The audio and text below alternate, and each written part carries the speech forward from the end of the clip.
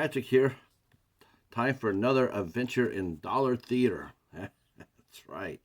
Yeah, so we're here for another dollar theater review, and actually we're gonna do a pair. We're gonna do one this week and then one next week that are tied together. And as soon as I show you show you what we're watching, then you know which one we're gonna bring into next week.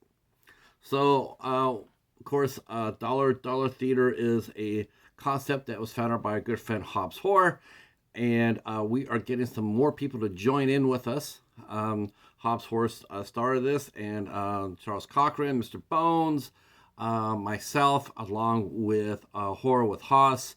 Sounds like John Grande might do it, and our good friend, Hey Internet, it's Eric. He also expressed interest as well. The concept is really easy. All it is that you just review a movie that you got for $1.25 or less. That's it. Anything you paid $1.25 or less for, or was given to as a gift, where you didn't pay anything, all qualifies.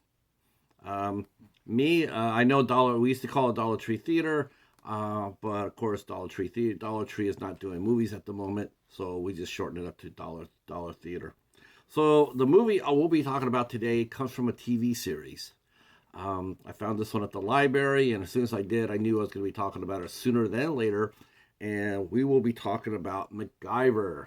These are the two TV movies that came off the series. The series ran for 7 years, from 1985 to 1992, and then in 1994 there was interest enough to make a couple of movies for the fans. So the two movies they made, the first one, both came out in 1994. The first one came out, it was a Lost Treasure of Atlantis, and then the second movie was Trails to Doomsday. The movie we'll be talking about today is Lost Treasure of Atlantis. Both these movies were set in England. They were both filmed in England, and they're both set in there. So when you watch them, and you'll notice that right away that both films were filmed over in the UK. So MacGyver and his former college professor are first hunting some artifacts attributed to Solon, ancient scientists from Atlantis, and later the lost city of Atlantis itself. So this one here is going to be an adventure more like Indiana Jones. His professor and MacGyver, we see them in the opening scene, and they're looking for relics and and trying to find the lost city of Atlantis. And it looks like they have stumbled into a one-way doomsday trap. And just as it looks bleak, it fades out, and then we pick it up the story from 5 years later. So we already know that MacGyver was already doing his thing already.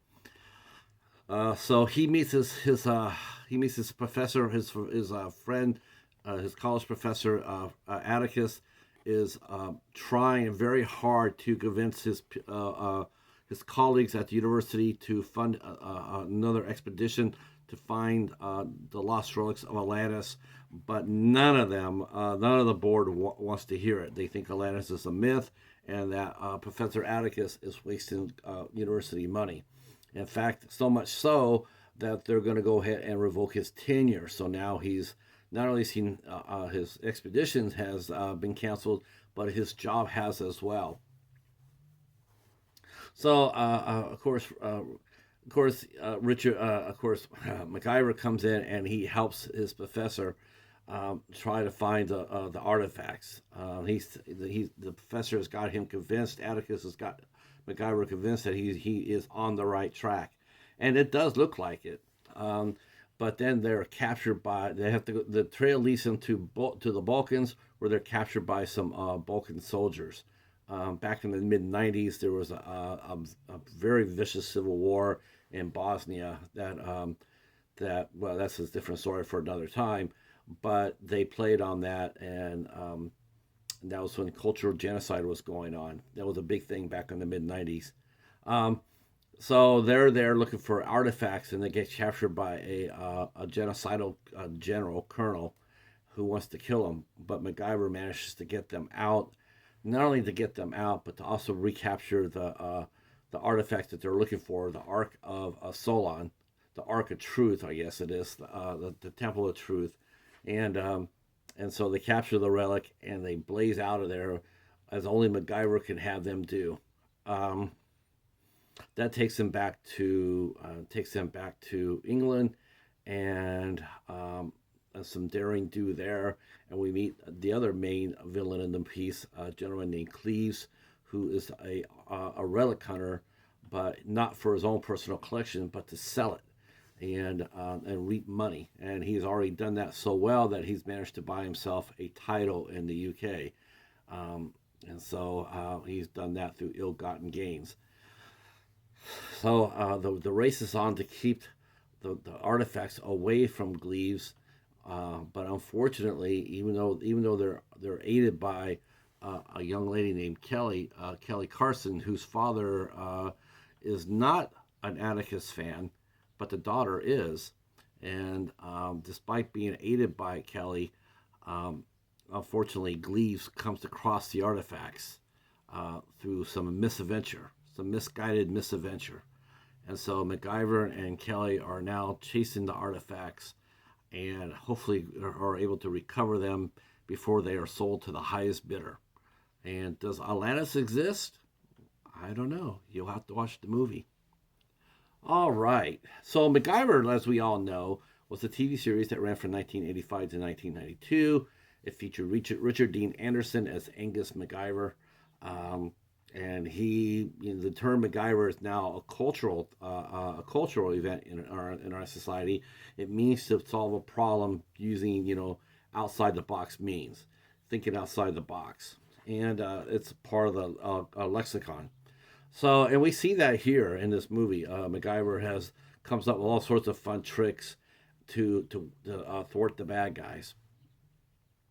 Of course, and these movies came out 2 years after the series ended, and before the reboot in 2016.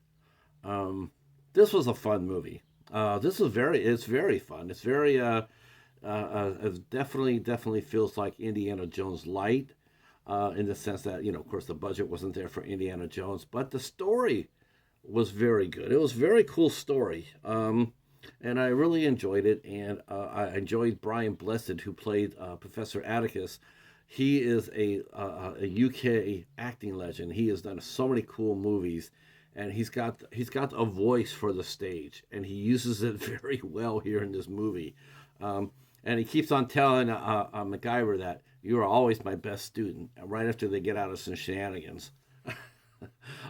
So this was a lot of fun and daring do, and the settings in both in the UK and Greece, and some points in between, and I had a lot of fun with it. Yeah, I had a lot of fun with it, and I think you will too. Now this came out on CBS DVD.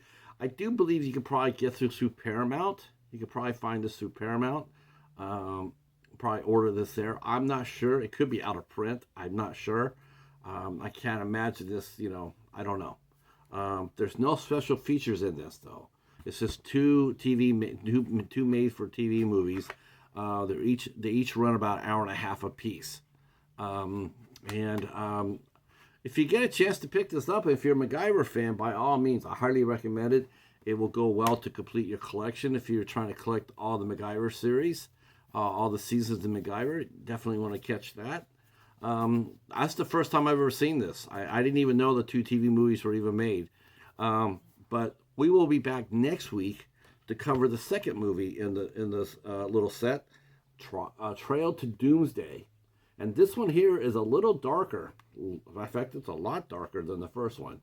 This one's here is a little bit of a corker, and has some familiar faces in it. But we'll talk about it next week for Dollar Theater. All right, that's it for this edition. We will talk at you soon. We'll see you next week for the second half of our MacGyver TV movie set. Thanks so much, and we'll talk to you then. Peace.